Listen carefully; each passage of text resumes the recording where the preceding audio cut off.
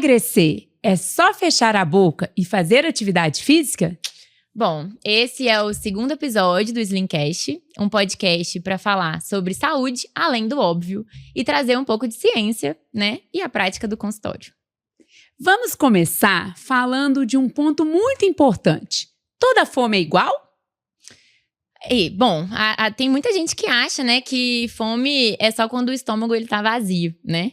E, na verdade, a gente sabe que é muito além disso. É muito importante hoje, dentro de um processo de emagrecimento, a gente falar da fome que vem de acordo com os padrões comportamentais que a pessoa tem relacionada com o alimento.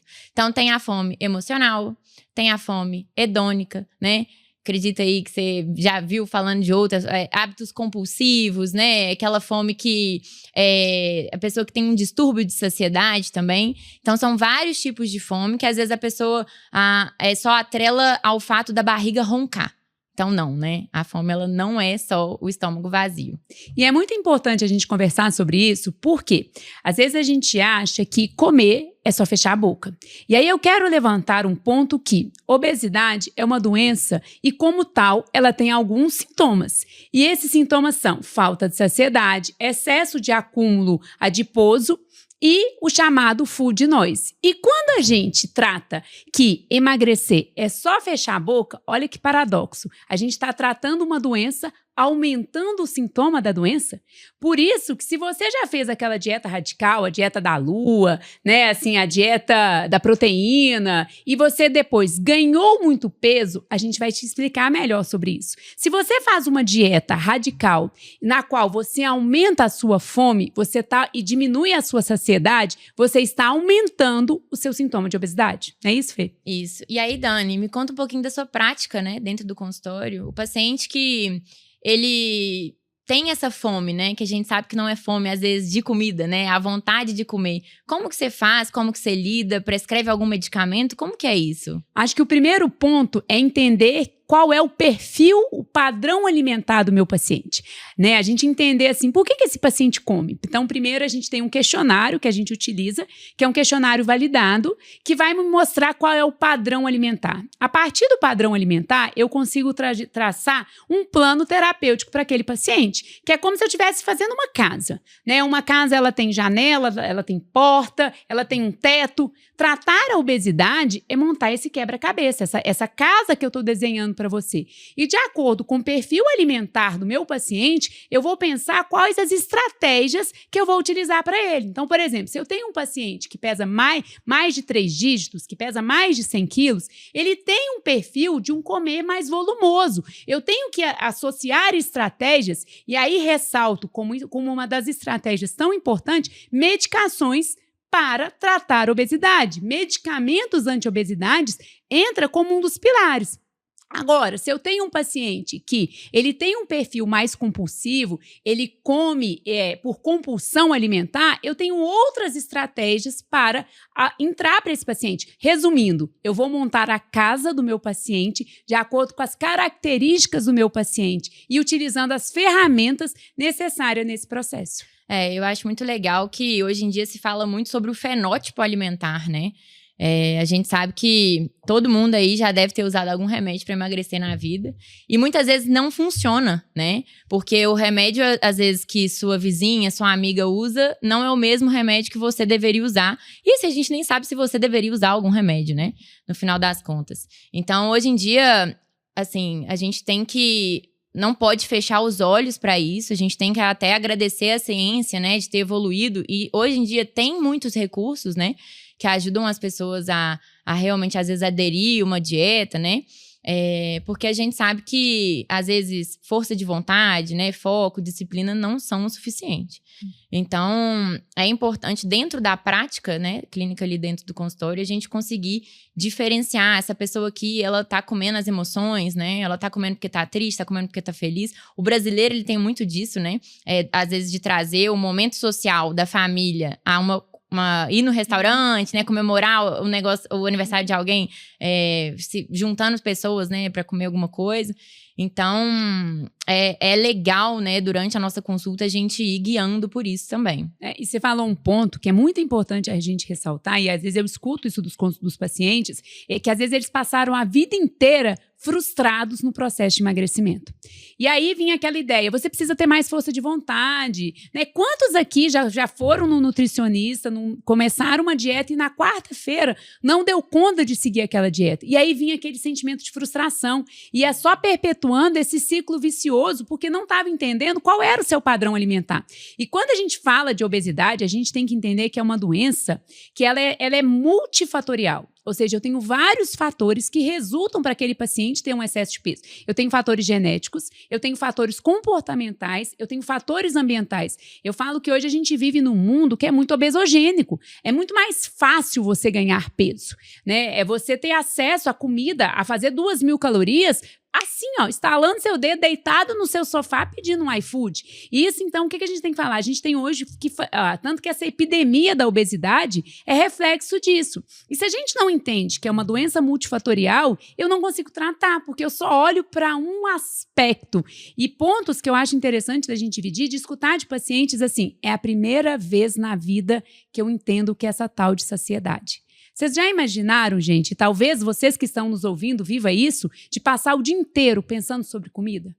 De passar o dia inteiro tendo pensamentos assim, o que eu vou comer no almoço, o que eu vou comer no jantar. Comer já pensando, né, na próxima refeição. Você nem terminou o seu almoço e já está pensando no próximo. E isso tem nome, e eu gostaria que você explicasse isso para as pessoas, né, Fê? Por que tem gente que pensa em comida o tempo inteiro? Na verdade, hoje em dia a gente sabe que tem um termo, né, que foi difundido aí, que é o tal do food noise, né, que é o barulho que a comida faz na nossa cabeça. Então fica muito daquela questão, né, da pessoa às vezes não estar com fome, mas estar com vontade de comer alguma coisa, vontade de mastigar, e aí geralmente essa vontade ela acaba batendo ali em alimentos que sejam mais palatáveis e consequentemente bem mais gordurosos e bem mais calóricos, né? Ô Fê, quem tá triste não vai querer comer um brócolis, né, aquele que Pelo tem amor fome de Deus, emocional, né? Você vai estar querendo uma barra de chocolate. E vai a barra inteira, né? Numa sentada ali, você já... Então, eu acredito que agora, né, com a ciência, ela conseguiu evoluir a ponto de criar medicamentos que atuem no food noise, né? Que mexem ali no nosso sistema de recompensa. A gente até tem um cérebrozinho, né? Porque é exatamente o barulho da comida na nossa cabeça mesmo. Então, como que funciona isso, né? A gente tem um sistema dopaminérgico, que é justamente o nosso sistema ali de recompensa, e alguns medicamentos, eles são capazes ali de resetar aquele sistema de recompensa de uma forma bem mais superficial, assim. Então, de quais medicamentos que eu tô falando, né? Hoje em dia, um dos mais falados é a própria tizepartida, né? Mas a gente também sabe que alguns outros atuam naquelas áreas ali, que, por exemplo, é o Contrave, né? Que é a bupropiona junto com a naltrexona. Então, a gente não pode fechar os olhos para isso, né? E isso é muito importante, né, que você falou assim, é resetar o seu sistema hipotalâmico. Por isso, gente, que a gente volta. A obesidade, às vezes você tem sim a indicação de um medicamento porque você tem uma alteração lá no seu hipotálamo. O seu centro da fome está desregulado, você tem um setup que está mais elevado. Por isso que você passou a vida inteira ganhando peso e não conseguindo seguir a dieta. E não adianta ter força de vontade se o negócio está desregulado. Exatamente. Se o seu cérebro, assim, a nível neuronal, lá, o seu neurônio está programado para ter um outro patamar, e aí o radinho fica ligado só em comida. A gente precisa desligar esse rádio. Eu falo que assim, que bom que a medicina evoluiu tanto e conseguiu entender a fundo a fisiopatologia da obesidade. Então você conseguiu entender? Sim, a dieta é um grande aliado, eu não diria nem de dieta, reeducação alimentar, prática de atividade física, mas isso em muitos dos casos não é o suficiente. Em muitos casos eu preciso sim de uma medicação que vai atuar lá no seu sistema hipotalâmico para diminuir a sua fome e ajustar, desligar esse radinho que só fica falando comida. Exatamente. E aí, às vezes, né, tem aquela pessoa que fala assim, mas eu já faço dieta, eu já como certinho, né? Já pratico atividade física. E por que eu não consigo emagrecer, né? E aí, muitas das vezes, a gente vai ver, ela tem alguma coisa na rotina dela que tá mexendo com aquele centro ali de recompensa, o centro hipotalâmico mesmo. Uma coisa hoje em dia, né, que a gente é intensivista, a gente já sabe muito bem que o sono é capaz de acabar com o nosso projeto verão, né? Então, se a gente não dorme bem, no outro dia, esse centro, né, regulatório de fome, ele vai estar desregulado. E aí você vai querer comer de 500 a 600 calorias a mais do que o habitual. E aí você não vai querer comer salada, Então, né? presta atenção nisso, Fê. Eu vou pedir para você repetir. Então, uma noite de sono mal dormida resulta em errar a dieta, né? O que acontece? A gente realmente fica querendo descontar na comida. E aí, igual eu falei, você não vai atrás de uma comida, às vezes, mais nutritiva, né? Uma salada, uma coisa mais com proteína. Geralmente, você vai atrás da comida realmente mais palatável. Então, são aqueles açúcares simples, as comidas mais gordurosas, mais calóricas. Então, isso é uma coisa muito comum de se ver até entre nós, colegas médicos, né? É a pessoa que fica fazendo um plantão atrás do outro, acha que faz um plantão, acorda no dia seguinte, querendo fazer, às vezes, uma atividade física, né? Fazer uma dieta, começar meio que a rotina ali do zero, mas acaba errando, né? Entre aspas ali, a dieta. E aí fica frustrada. Tipo, pô, não era só ter força de vontade, era só eu não ter comido.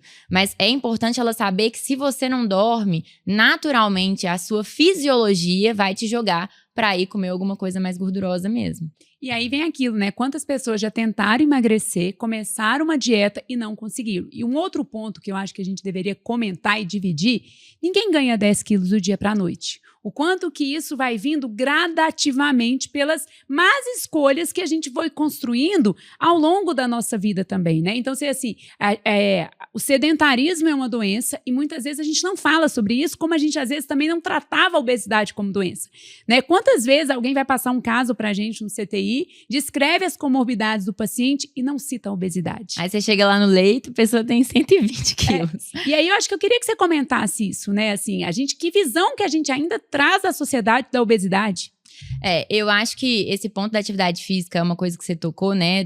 Da obesidade realmente, às vezes, surgir ali de um sedentarismo, de uma prática ali de não fazer atividade física. Porque eu, né, atuando em medicina esportiva, eu tenho uma coisa muito clara na minha cabeça, assim. Quando você pratica atividade física e você faz alguma atividade que você realmente goste, né? As chances de você ter mais adesão, inclusive na dieta, ela acaba aumentando, né? Porque você começa seu dia ali, faz uma coisa, uma corrida, vai na academia malhar, e aí você já sente uma tarefa foi realizada, concluída. Isso, de certa forma, fisiologicamente falando, também vai liberar os hormônios ali do bem-estar. Então, vai te fazer ter mais adesão, né? Ao processo como um todo. E... Qual que foi a outra pergunta? Até fugi do Eu falei, por que a obesidade tem que ser vista como uma doença? Né? E não, que você trouxe isso, dessa regulação hormonal. E aí eu já trago um outro ponto também, perder peso não é o mais difícil. Mas e a tal da manutenção do peso perdido? Já que a gente está falando tanto de fisiologia, eu acho que é interessante dividir com os nossos ouvintes a alteração que tem no nosso corpo quando eu perco peso. Eu acho que uma frase que eu levo pra minha vida é o seguinte: o nosso corpo, ele é emprestado. Então, se a gente tá fazendo uma coisa, né, tá num período mais focado em dieta, fazendo mais atividade física, o nosso corpo reflete aquele momento da nossa vida.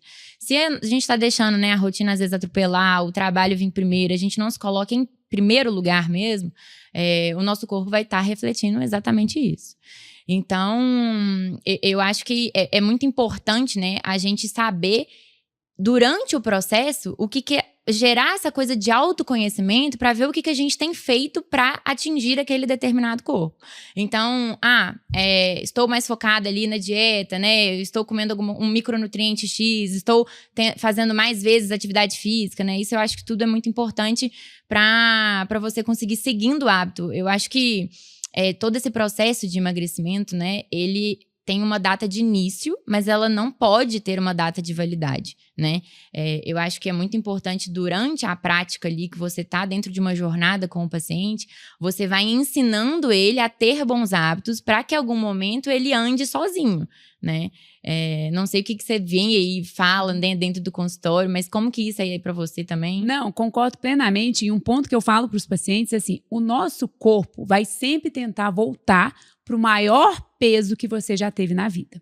Por quê? O nosso hipotálamo, o nosso regulador aqui no cérebro, ele ainda não desenvolveu, né? Ele está lá na pré-história. Ele acha que quando a gente perdeu peso, a gente está indo para uma guerra. Então, quando a gente perde peso, a nossa fome aumenta e o nosso metabolismo reduz. Então, gente, a manutenção é mais difícil, sim, se você não tem um entendimento disso. Se você não tem um entendimento que você precisa de um processo para manter aquele peso perdido. Então, eu falo assim, quando o nosso corpo quer voltar para o maior peso, eu sempre pergunto nas consultas para os pacientes qual foi o seu maior peso da vida. Para que a gente tenha um norte que o seu corpo entendeu que aquilo era o normal. E a gente precisa traçar uma trajetória para ele entender que aquilo não é o normal. E um outro ponto que você falou, que eu acho que aí é muito importante, então assim, a cada 10 quilos perdido, a gente aumenta a nossa fome em mais calorias e reduz o nosso metabolismo. Então assim, por isso, gente, para que você sinta como um consolo, se você já perdeu peso e depois ganhou tudo, a fisiologia explica isso. E a ordem natural, né? A gente tem que traçar trajetórias para que isso não aconteça. E um outro ponto que você trouxe, que eu acho que é muito importante falar, sobre rotina. Não vai ter um momento ideal para você começar a fazer atividade física ou fazer uma dieta. É você que vai construir, né? Eu falo isso porque às vezes eu escuto dos pacientes no consultório, não, mas agora eu tô com um projeto profissional, ou mães, não, agora eu tô com um filho pequeno, vão colocando outras prioridades e deixando a saúde no segundo plano. E aí o peso da conta chega. Então a sua rotina de atividade física, ela tem que caber na sua rotina e não o contrário. Aí eu vou fazer atividade física quando der. Eu vou escolher melhor minha alimentação quando der. E talvez você também vivencie isso no consultório? Não, com certeza, assim, eu acho que as pessoas, elas não veem, elas, na verdade, precisam começar a enxergar a atividade física, o exercício físico, como uma das tarefas a serem cumpridas durante o seu dia. Você levanta, escova o dente e aí a primeira coisa que você pensa, como é que eu vou planejar meu dia? Eu vou colocar a academia aqui antes do trabalho, depois do trabalho, se for uma coisa difícil para a pessoa fazer, se ela não gosta de fazer atividade física, então faça nas primeiras horas do seu dia. Eu faço isso. A coisa mais difícil tem que fazer antes, né? Porque você chega lá no final do dia, depois de um expediente de sei lá quantas horas de trabalho, você não vai para academia, né? Até eu que gosto de fazer atividade física, depois do trabalho, você enfrentar um salão de musculação, gente, é muito difícil, né? Então, eu acho que tem que ter um planejamento semanal relacionado a isso. E aí, voltando até à questão do emagrecimento, né? O tanto que esse processo ele tem que ser visto como um processo de sobrevivência. O seu corpo, ele entende isso. Então, o que você falou, uma coisa muito importante, né? O seu corpo, ele quer o tempo inteiro fazer você armazenar energia. Então, ele não tá entendendo que você tá emagrecendo porque você quer caber numa calça 36, 38, né? Ele tá entendendo que você tá passando por um processo ali de estresse, de guerra. Então, tudo que vem a partir dali, às vezes você fica de segunda a sexta, né? Fazendo a dieta certinho, fazendo déficits calóricos absurdos. Aí chega no sábado e vai comer um iFood, alguma coisa nesse sentido. Seu corpo fala assim, cara, eu não sei quando que essa louca vai comer de novo, né? Então, eu vou pegar tudo que ela me der agora e vou estocar na forma de gordura. Não vai estocar na forma de músculo, né? Então, eu acho que quando você passa a ver o processo, né, entender como que funciona, você para de fazer, inclusive, essas dietas muito restritivas, essas coisas malucas, compensar com atividade física, né? Porque, igual eu falei, o próprio processo de emagrecimento, ele é um estresse. Você mesma falou também, né? Então, se você aumenta muito o cortisol, ele mesmo vai fazer com que você pegue energia através da sua massa muscular, né? Ao invés de quando você achar que você tá fazendo muita atividade física, você tá lá queimando gordura. Mas, na verdade, não. Você tá lá queimando o próprio músculo mesmo. E Fê, você trouxe um ponto, né? Se a gente entende que o nosso corpo, a nossa saúde, é o nosso maior bem, eu falo isso com os pacientes, como que você não tem em 24 horas do seu dia um tempo para você? Você tem que rever a sua vida. E isso, gente, é de verdade. Porque aí eu pergunto pra eles, será que você está só sobrevivendo ou você tá vivendo? Não, sem contar que assim, não, porque às vezes coloca outra pessoa no lugar, né? Então, porque eu tenho um filho pequeno, então eu não posso ir na academia por causa do meu filho pequeno. Mas, cara, se você ama tanto o seu filho, quem que vai estar cuidando? Tipo assim, você não quer ver ele crescer, você não quer aproveitar a sua velhice com ele. Então, você se cuidar agora também é uma coisa, né, que você tá pensando no futuro com o seu próprio filho, né? E se você gosta tanto do seu trabalho, mas você dedica mais tempo ao seu trabalho a você, tem alguma coisa errada aí também, né? Se você não consegue cuidar de você, você vai pagar um preço muito alto, né? Que aí falar, meu trabalho exige muito de mim, eu não tenho tempo. Quero te falar que quando a doença chegar, ela vai roubar esse tempo de você. Então é a questão de se priorizar, né? Eu coloco quando eu tô lá malhando todo dia, primeiro você, depois o mundo, não é à toa. E todo mundo que já andou de avião, a aeromoça faz uma das frases mais sábias. Em caso de emergência, coloque a máscara primeiro em quem? Em você. Se você não cuida de você, da sua alimentação, da sua atividade física, do seu ganho de peso, como que você vai cuidar de alguém? E parar de inventar desculpas para iniciar um processo de cuidado. Sim. Eu acho que essa é a mensagem principal, né, no episódio de hoje. Justamente você aprender a lidar com o processo de mudança, né, entendendo que ele tem uma data de início, mas não vai ter uma data de validade e que vai ser uma coisa para você fazer ao longo de toda a sua vida. O nosso corpo, ele é emprestado, né? Então, ele vai refletir exatamente o momento de vida que a gente está vivendo. E essa trajetória pode ser mais suave, menos sofrida, se você estiver cercado de profissionais de saúde que possam te auxiliar nesse processo. Isso aí. Esse foi mais um Slimcast. Esse foi o segundo episódio. O Slimcast, ele é um podcast voltado aí para pensar na saúde além do óbvio e justamente trazer a ciência e a prática do consultório. Até o próximo.